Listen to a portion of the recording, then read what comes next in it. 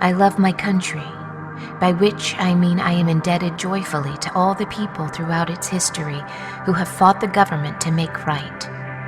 Where so many cunning sons and daughters, our foremothers and forefathers, came singing through slaughter, came through hell and high water, so that we could stand here and behold breathlessly the sight.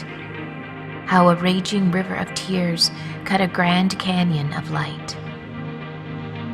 Ani DeFranco wrote that. I'm at the Grand Canyon. It's colder than I thought it would be.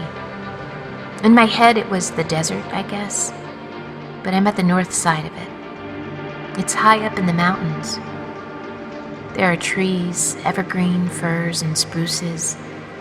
Lots of trees. Bitter cold and thin air.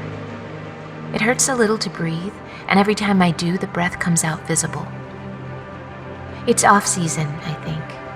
Or maybe not many people come to this part of the canyon. A great acreage of sheer nothing. A vast quantity of air.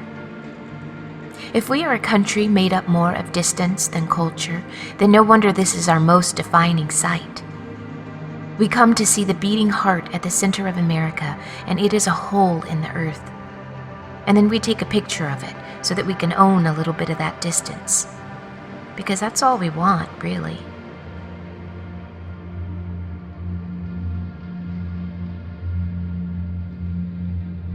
I know I've gone silent since Seattle, and I'm sorry. It's just now that I know they're listening, which I should have known, I always should have known that. But I thought maybe history didn't apply to me. That's what it was. I thought that all of history didn't apply to me. But history comes for us all eventually. I haven't been talking into the radio much. I've still been talking. The rhythm of my own voice, it's soothing. But I've left the radio off. Left my words unrecorded, let every statement dissipate as it comes out of my mouth, like the vapor of breath into a cold Grand Canyon sunrise. I felt something following me since Montana, more dangerous than the Thistle Man, a more rational, more subtle kind of danger. But I won't talk about that. I just wanted to get back on the radio and tell you about this view. It's beautiful, and I wanted to, in my way, share it with you. I love you, Alice. I don't forgive you, but I love you. Every time I breathe out, there's a little bit of that love in my exhalation. Traces of hormones, body chemicals, signals of love, carried out as frost steam from my lips out over the landscape.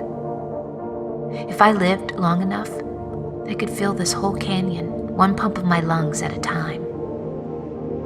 But I won't live long enough. No one does, really.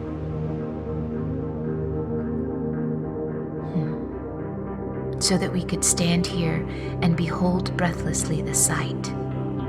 How a raging river of tears is cutting a grand canyon of light. Alice Isn't Dead Part 2, every other Tuesday starting April 4th.